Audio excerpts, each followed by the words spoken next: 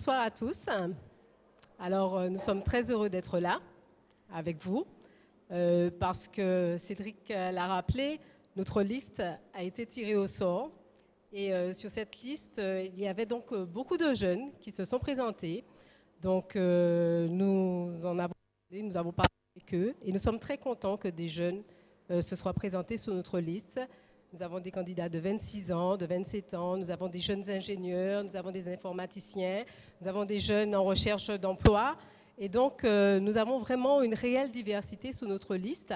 Alors, pourquoi nous avons choisi le tirage au sort? Parce que nous croyons véritablement aujourd'hui que c'est la représentation la plus démocratique qu'il y ait pour constituer une liste. Notre liste représente vraiment la diversité de la Martinique. Nous avons donc des jeunes, nous avons des plus âgés, nous avons également des gens en recherche d'emploi, nous avons des gens qui prennent le bus. C'est réellement la diversité de la population martiniquaise qui est aujourd'hui représentée. Et nous étions tous les deux extrêmement déçus de la façon dont les politiques se menaient dans notre pays. Et nous avons beaucoup discuté et je me suis dit, ben moi, si ça continue, je vais rejoindre le camp des abstentionnistes. Malheureusement, je ne voyais vraiment pas où aller, que faire, comment faire. Et nous étions assez désespérés tous les deux. Et puis un jour, il m'a rappelé, il m'a dit, raison, il faut qu'on y aille. Et voilà, on a décidé de s'engager et de prendre le taureau par les cornes et de dire que ça suffit aujourd'hui, il faut que la politique se fasse autrement, il faut éviter la confiscation de la politique par un personnel politique qui est là pour faire carrière. Et donc nous avons mis en place ce rassemblement de citoyens et nous avons donc engrangé très vite, il faut le dire. Donc on s'est rendu compte qu'il y avait beaucoup d'autres citoyens comme nous, il y avait beaucoup de Martiniquais, des jeunes, des moins jeunes, qui avaient cette même envie justement de faire cette politique autrement et qui sont venus très vite constituer ce groupe avec nous et nous nous sommes mis au travail. Et dans nos discussions, donc, aussi donc, la constitution de cette liste par tirage au sort. Alors, il y avait beaucoup d'entre nous qui étaient sceptiques au départ et qui se disaient « mais ça ne va jamais marcher, les gens ne vont pas comprendre ». Et puis, on a expliqué, on a fait ce travail nécessaire d'explication. Et voilà, donc nous avons réussi à constituer notre liste par tirage au sort. Et je dois dire que c'est un travail extrêmement enrichissant. Nous avons cette diversité de personnes. Et tout ce rassemblement, ce groupe qui fonctionne vraiment en autogestion, ce sont des citoyens qui sont formés et qui ont envie d'apporter quelque chose à leur pays. Ces jeunes qui sont venus, ils ne nous ont pas, c'était pas une question d'apporter combien de voix tu apportes, qu'est-ce que demain, qui ne sont redevables à personne, à aucune tête de liste. Et voilà, ils sont juste venus parce qu'ils avaient envie de servir leur pays autrement. Donc voilà pour la constitution de la liste.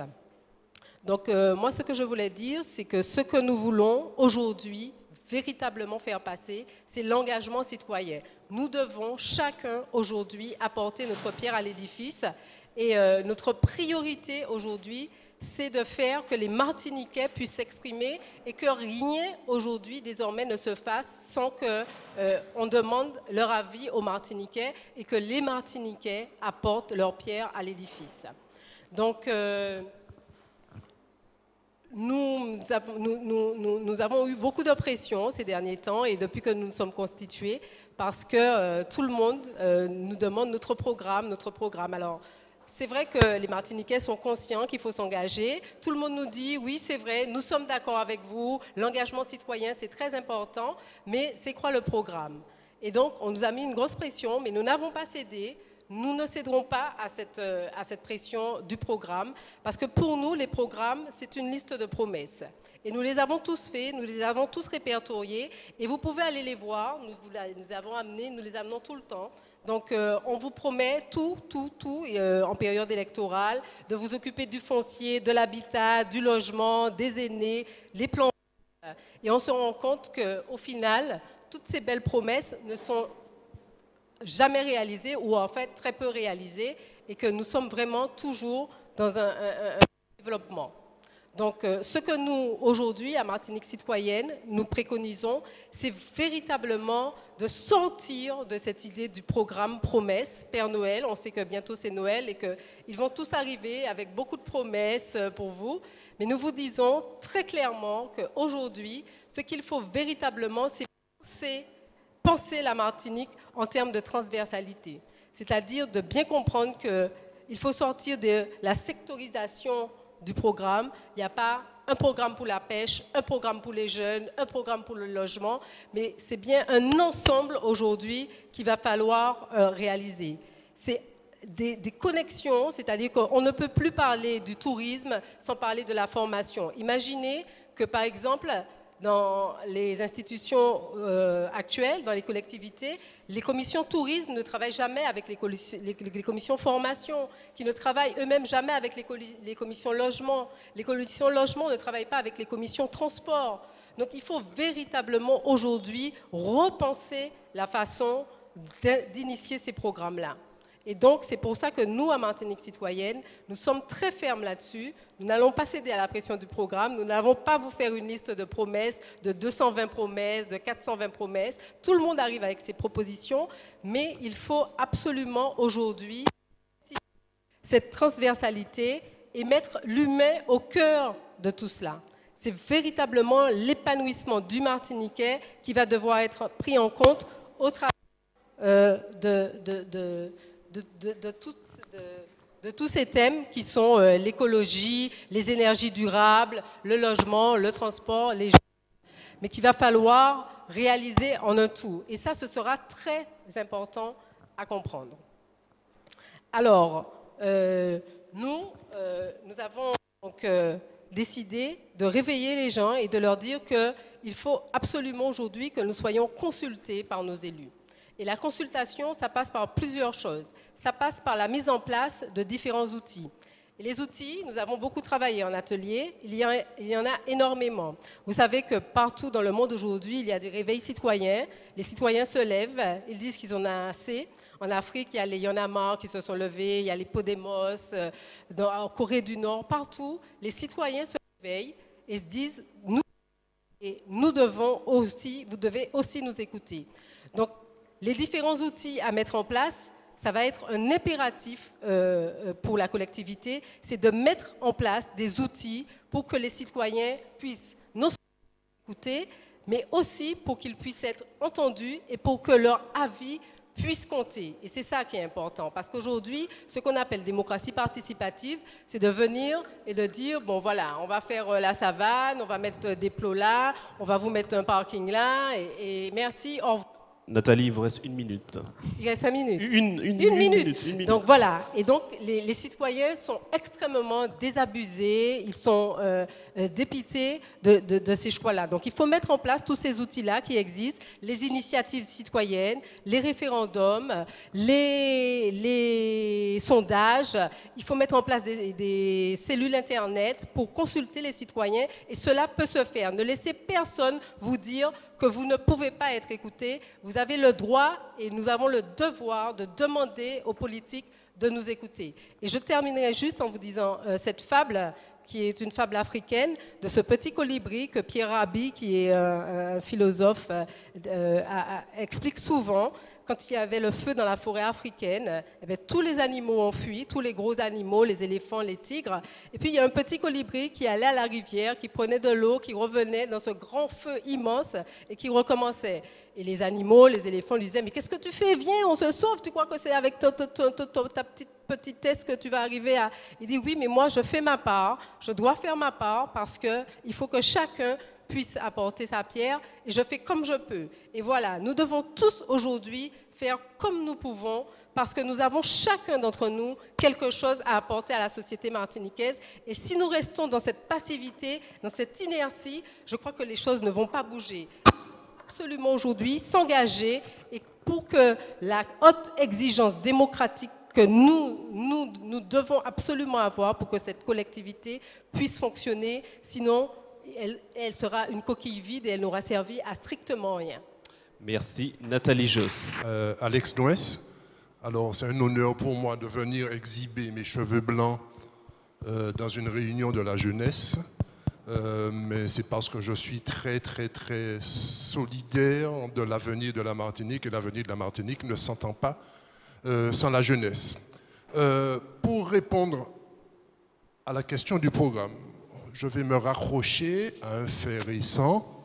Vous êtes tous au courant qu'il a été mis en place un projet financé pour faire revenir une partie de la jeunesse qui n'est pas la majorité, mais qui est une élite qui s'est expatriée. Et on a mis en place un plan pour les faire revenir. C'est très bien, mais ces gens-là, quand on les fait revenir, si ce n'est que pour leur payer le loyer mensuel de leur local, et puis qu'on refuse de les écouter, ces gens-là, ils vont venir avec des idées, avec des propositions, avec un vécu qu'ils ont pratiqué ailleurs. Si ce qu'ils veulent amener n'est pas seulement l'objet commercial de leur action, mais aussi des idées pour améliorer le pays, et puis qu'à ce moment-là, on leur dit « tais-toi, tu n'as rien à dire », on aura tout loupé. Ça veut dire que cette jeunesse-là, la garder, la faire revenir, c'est bien, mais il faut lui avoir, avec elle, tracé un plan, une perspective, une vision, un cap dans lequel elle va se reconnaître, elle va s'insérer et auquel elle va vouloir contribuer. Et ça, c'est la citoyenneté aussi. Non, je dis que ces gens-là, se borner à les faire revenir, c'est même pas le tiers du chemin. C'est très en dessous ça. Les faire revenir, très bien, mais il faut aussi les entendre, les écouter et accepter qu'ils nous disent quelles sont les voies nouvelles que nous devons prendre. Je m'appelle Gaëlle Etilé, donc candidate sur la liste de Nathalie Josse. Donc je voulais revenir sur deux choses, puisqu'on parle tout le temps de propositions.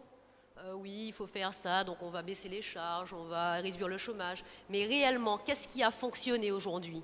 Est-ce qu'il y a quelqu'un qui peut me dire que la situation a avancé? Non. Et pourquoi?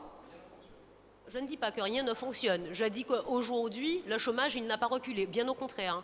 Je dis que depuis quelques années, tout diminue. Les entreprises ferment. Et ça, c'est une réalité, qu'on le veuille ou non. Donc aujourd'hui, moi, ce que je veux dire, c'est que on a un problème. Les programmes, c'est très bien. Ça part d'une très bonne intention. On est d'accord. Mais comment pouvons-nous proposer quelque chose de concret si nous n'avons pas un état des lieux fiable au départ? Donc moi, j'ai déjà du mal avec la notion de tirage au sort pour quelque chose qui est aussi important qu'une collectivité territoriale de Martinique, sur lequel on sait quelque chose qui est nouveau. Donc, potentiellement, on ne sait pas si les gens que vous avez autour de vous, ce sont des gens compétents pour mener à bien le pays à terme. Donc, pour revenir au point du programme, donc si vous n'avez pas de programme, en fait, vous n'avez pas de feuille de route pour moi. Donc, en fait, pour moi, quelles sont vos priorités que vous avez pour mener à bien le pays? Elle a parlé du chômage. Effectivement, il y a du chômage, mais qu'est-ce que vous avez prévu, étant donné que vous n'avez pas de programme? Donc, qu'est-ce que vous avez prévu pour sortir les jeunes de la jeunesse, pour permettre à nos sociétés de se développer, à ce qu'il y ait moins de violence en Martinique, etc. Pour l'instant, on n'a rien du tout. Est-ce qu'il y a quelque chose qui a été mis en place par votre proposition pour nous permettre d'être vraiment acteurs sur notre territoire à l'heure actuelle? Ce qu'on avait fait entendre depuis des lustres autour de mon programme était souvent un catalogue. Et nous, ce qu'on veut, c'est de dire que nous n'avons pas de catalogue, puisque vous savez ce que c'est qu'un catalogue. Un catalogue, c'est quelque chose qui a énormément de choses, et puis après, il faut trier. Donc nous, on dit qu'on fait ce tri-là. Alors, qu'est-ce qu'on a fait comme constat? Ce sont des choses qui ont été déjà dites, à savoir que, fondamentalement, il faut que la Martinique sache dans quelle direction elle va. Et ensuite, dire, est-ce qu'on est outillé pour y aller? Nous nous sommes posé cette question-là. Qu'est-ce qu'on a fait? Nous avons pris notre méthode. La méthode participative, la méthode interactive, nous l'avons appliquée au cercle initial des gens qui ont mis sur pied cette liste et nous avons élaboré un certain nombre de choses qui sont plus des priorités et que nous avons appelées des chantiers. Un chantier autour de l'éducatif. parce qu'on s'est rendu compte qu'il y a effectivement des problèmes d'illettrisme qui sont même parfois, suivant la zone géographique de la Martinique, plus prononcés que d'autres.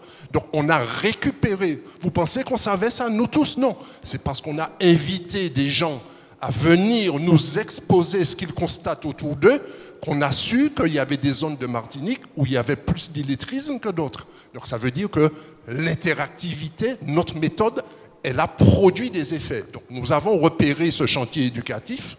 Nous avons repéré ce chantier éducatif aussi à la lumière des événements récents, de violence, etc. Et qu'est-ce que nous avons dit? Il faut absolument que dans l'action qui va être menée, il y ait un questionnement de mettre l'éducatif en priorité parce que l'illettrisme est un problème, la violence, c'est un problème politique aussi, et qui ne peut se traiter que par l'éducation. On sait que c'est une priorité, mais on n'a pas encore besoin de se rassembler pour dire qu'effectivement qu'on a un taux d'illettrisme élevé en Martinique. Vous pensez vraiment qu'aujourd'hui, il y a quelqu'un d'omniscient qui a toutes les solutions aux problèmes d'illettrisme, aux problèmes de chômage, aux problèmes de transport, aux problèmes de logement, et que tout seul, dans son coin, avec 2 experts, il va tout régler pour vous? Vous n'avez rien à proposer, vous ne voulez pas écouter les autres, vous n'avez pas de savoir d'usage, vous n'avez pas de gens autour de vous qui ne sachent pas lire, pas écrire, vous ne pouvez contribuer à rien du tout. Donc vous n'êtes pas dans la société martiniquaise, vous dites faites pour nous, faites pour nous, faites pour nous, donnez-nous une solution tout de suite là. C'est juste, ce n'est pas possible. Alors, Les pistes, nous en avons déjà discuté. Il y a la piste de l'éducation.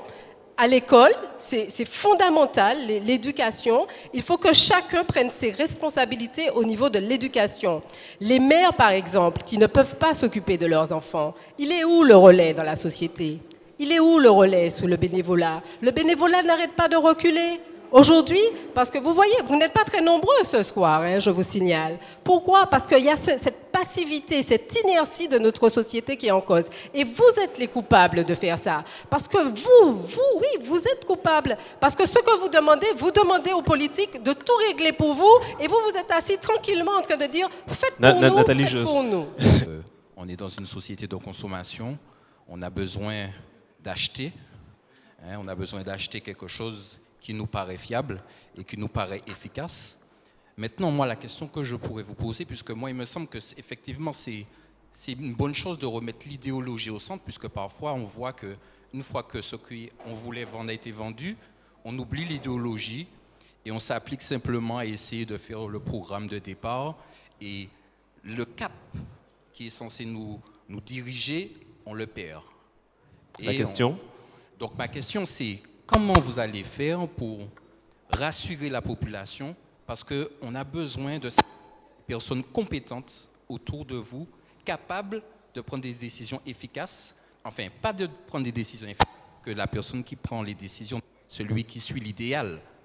Mais il faut au moins que ceux qui encadrent soient des personnes qui sont suffisamment formées et suffisamment aguerries pour donner de bons conseils à celui ou celle qui prendra la décision dans le sens du cap qu'il doit suivre.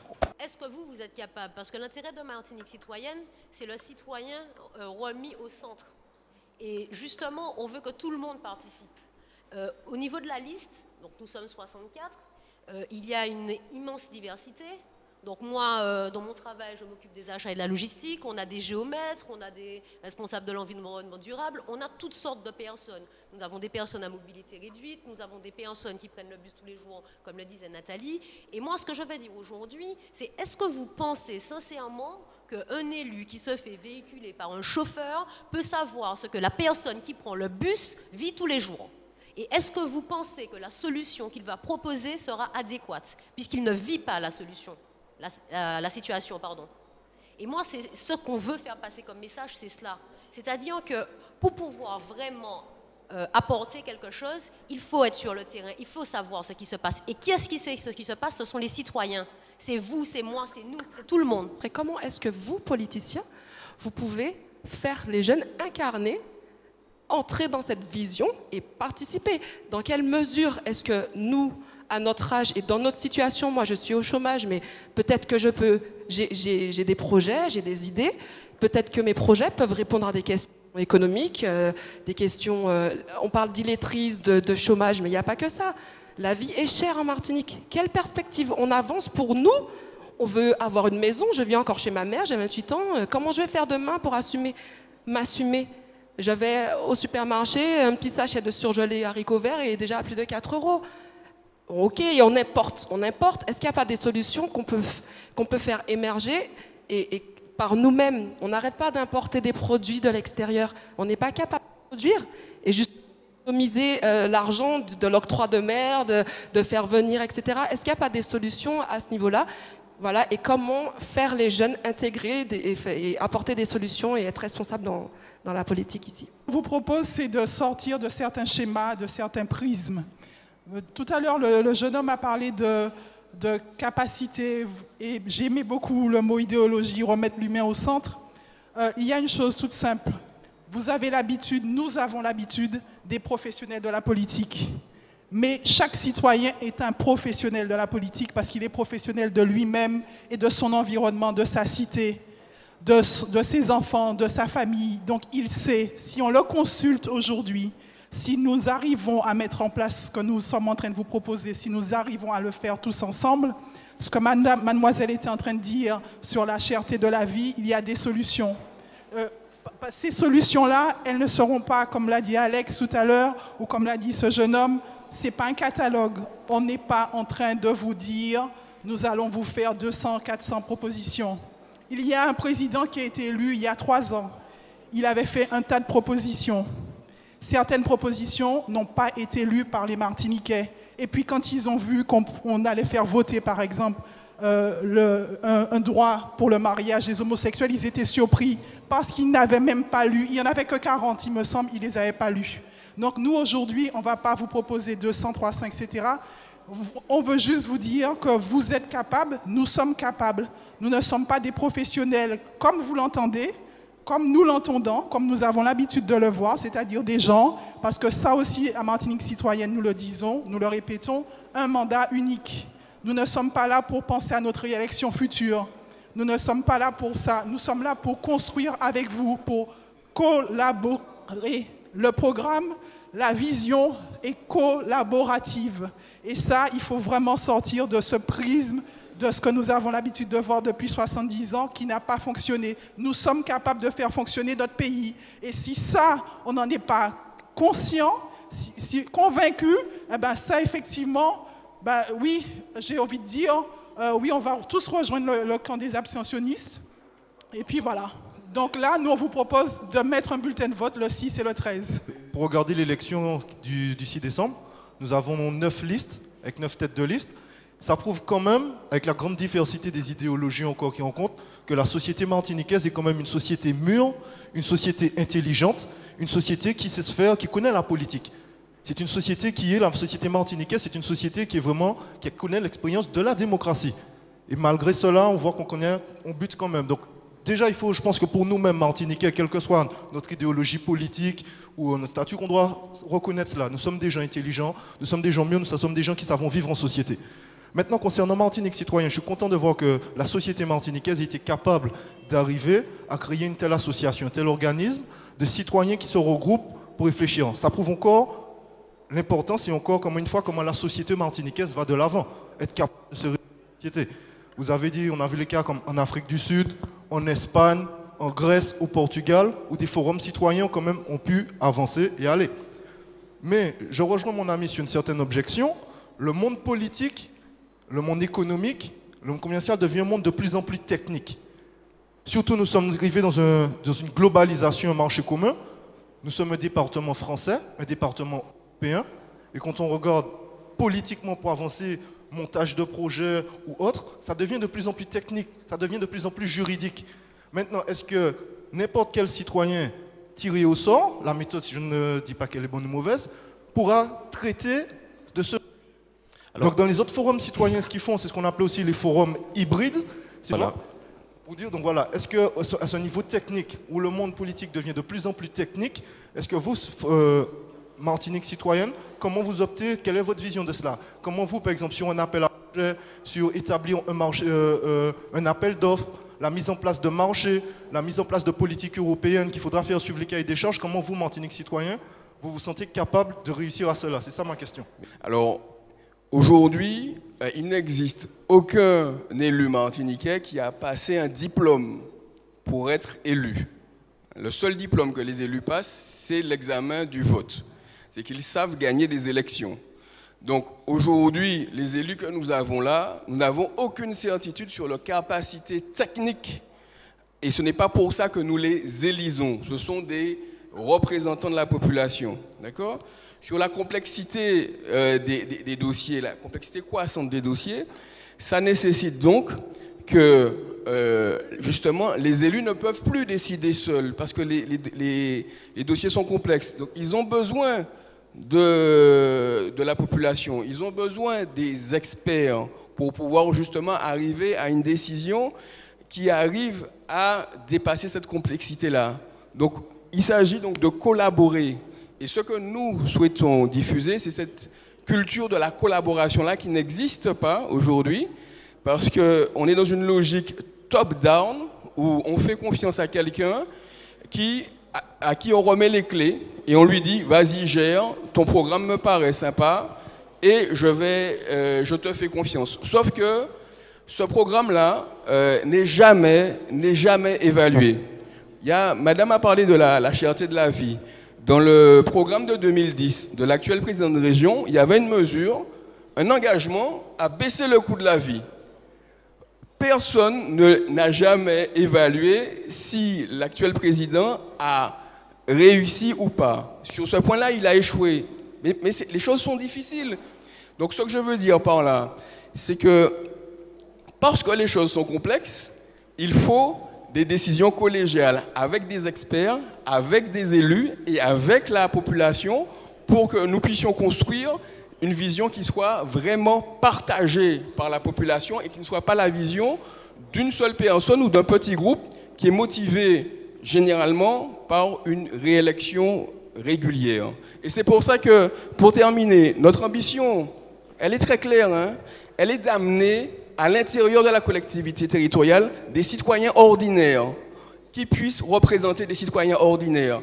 Parce que s'il y avait eu des citoyens ordinaires dans cette collectivité-là, à la région, au département, nous n'aurions pas eu ce mode de scrutin usine à gaz pour la CTM. Nous n'aurions pas eu cette organisation-là qui ne correspond à aucune volonté de la population martiniquaise. Merci Olivier Jean-Marie, on va passer à la conclusion. Donc tout ça pour dire qu'il est important qu'il y ait à l'intérieur de la collectivité des citoyens ordinaires. Ne laissons pas les politiciens professionnels gérer nos propres affaires. Voilà. Merci. Pour conclure, c'est qu'il ne faut surtout pas que l'on se trompe de combat les 6 et les 13 décembre. Si nous voulons que la collectivité territoriale de Martinique nous serve à notre épanouissement et serve à notre vrai développement, le vrai développement des Martiniquais, il faut que nous exigions d'être consultés et d'être écoutés par nos élus.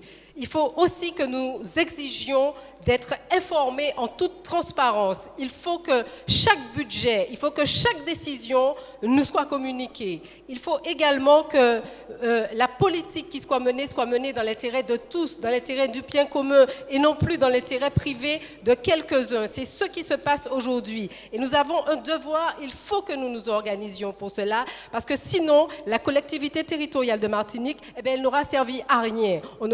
Il fallait simplement rester département et région. Sinon, cet outil que l'on nous a donné aujourd'hui ne va pas servir si les pratiques et les cultures politiques qui aujourd'hui ont montré leurs limites, si on ne les change pas, nous les Martiniquais, nous les citoyens. Si nous ne nous mettons pas debout pour dire stop et pour demander des comptes et pour évaluer les politiques qui sont menées, je crois que la Martinique aujourd'hui, non seulement elle ne va pas avancer, mais elle va s'encailler. Nous avons le devoir, nous citoyens, de nous mobiliser, de dire nous sommes là et que rien, plus jamais, rien ne se fera sans nous. Nous devons exiger d'être consultés. Et nous devons nous lever, nous devons donner notre avis sur tout ce qui se passe. C'est la seule condition pour que cette collectivité fonctionne pour le bien-être et pour l'intérêt général. Et ne vous laissez pas non plus tromper par ces programmes, par ces listes de promesses promesses. Il y en a 220 là, il y en a 120. Nous avons fait le calcul, il n'y en a eu que 14 de réalisés sur 120 promesses. Qui d'entre vous a gardé ce programme? Qui d'entre vous fait le bilan de ces politiques qui sont menées? Qui d'entre vous a été consulté sous le CCSP, sous le Grand Port, sur la façon de mener l'éducation? À quel moment on nous a demandé notre avis? Est-ce que nous allons rester comme ça dans notre passivité? Ou est-ce que nous allons dire, aujourd'hui, nous sommes un peuple, nous sommes réunis et nous allons prendre la parole et c'est nous, vous nous représentez. Alors Nathalie Josse. Voilà. Voilà, c'est signé.